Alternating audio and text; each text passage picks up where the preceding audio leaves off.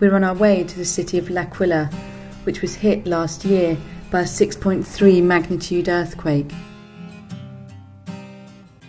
Earthquake geologist Gerald Roberts was part of a UK team of researchers who were on the scene immediately after the quake. So that was the surprise to me when I first drove into L'Aquila 3 days after the earthquake. There was loads of buildings standing up. So I thought, oh, it's not too bad, is it? Yeah. But it's the fact that they're modern buildings, so they've been damaged, so they're not habitable. Yeah. And it was the medieval centre where there were masonry buildings where there was most collapses. Arriving at a near deserted part of town, we joined Tizio Vittori from the Italian government's Natural Hazards Unit. He's got us access to the red zone, an area which even this long after the quake is still out of bounds.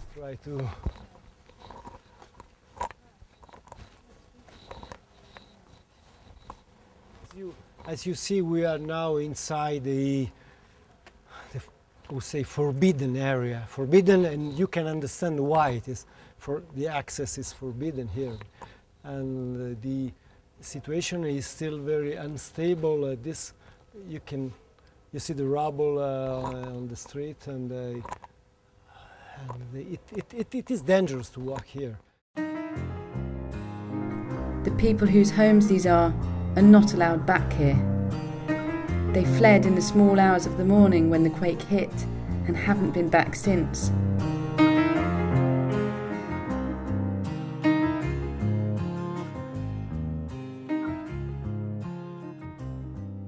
The earthquake itself lasted just a few seconds.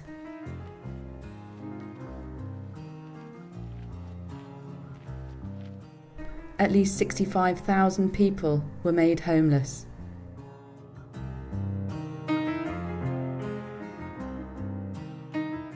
"308 people died.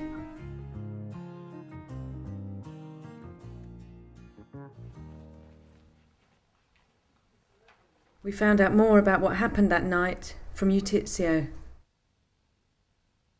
The very day of the earthquake hit the area in the night. It was really bad on one side because most of the people were sleeping in their beds.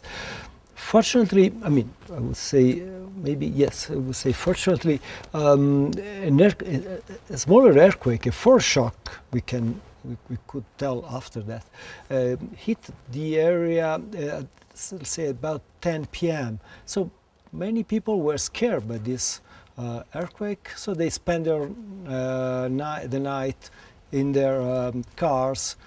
And they made probably a good decision because especially in this area, many houses, many buildings collapsed. And this probably also saved many lives. This is the first time that Gerald's been back here since the earthquake. Well, it's very strange to be in the centre of a thriving Italian city where you'd expect to see lots of fashionably dressed people wandering around, having a great time just before lunch, and it's completely deserted. One of the things is, I don't know about you, but I don't really want to look any of these people in the eye because it's just such a terrible thing which has happened to where they live. You have to get away from the feeling of being a voyeur because unless people see this, they don't realise what a serious problem it is, and it's important to document it.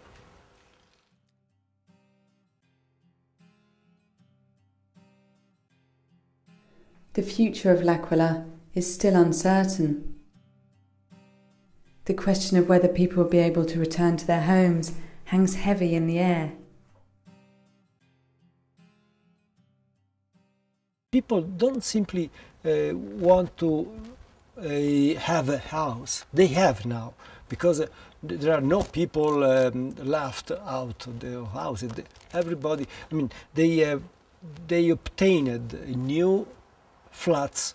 They live, but they live outside the town. The problem is that they want to return their homes. They want to return to their lives before the earthquake, and so they started to complain to make rallies, just asking and protesting, because they really wanted some action to be taken, and they are still waiting for this action. But the task of restoring the historic town could be almost impossible.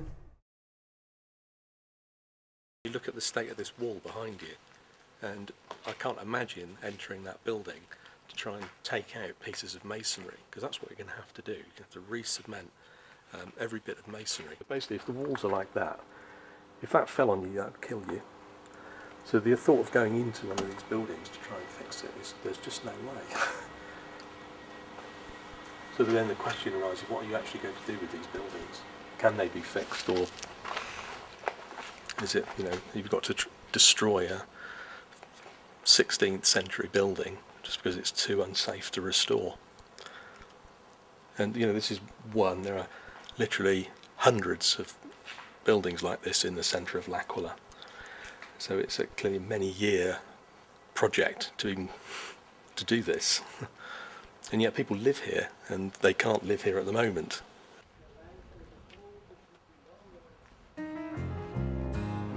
"10 kilometres away from L'Aquila is the village of Paganica.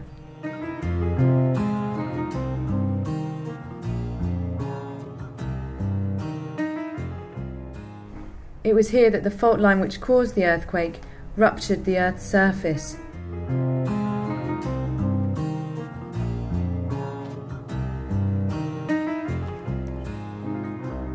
C'è qualcuno?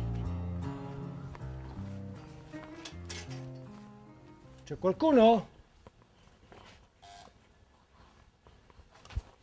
We met Fernando Rossi, whose home sits directly on the fault. Noi ci siamo visti l'altro anno, salve.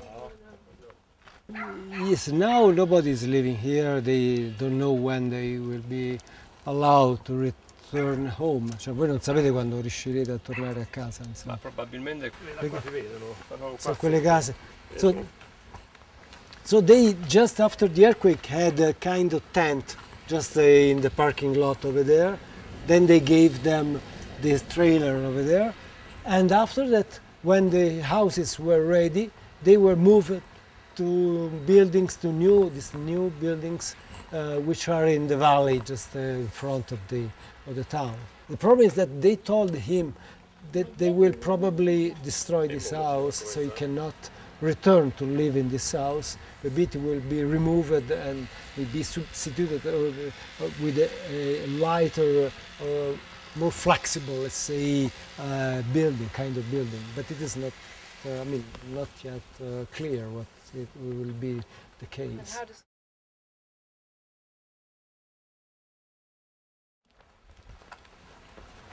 Fernando showed us where the fault had ripped through these houses.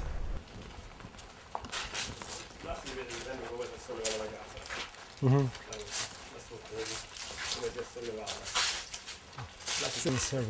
Yeah, this is, in these walls, this is what you see, this kind of sigmoidal rupture, but rupture is just underneath. But it, questo è interessante.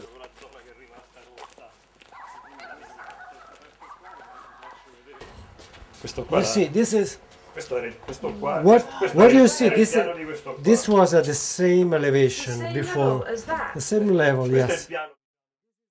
This is the offset.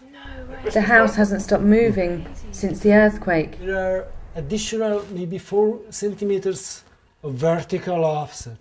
Wow, since So November. so we are monitoring this deformation, but I was not aware that it was so It's all much. still moving. Yeah. Sì, Yeah, c'è but ancora this is a movimento. typical.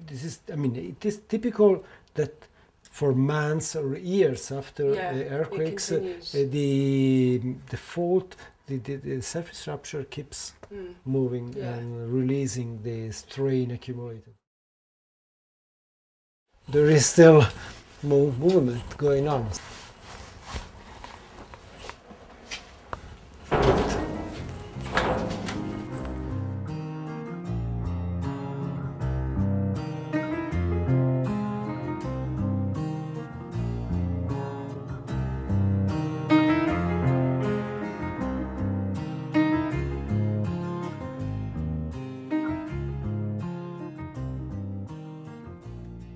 you.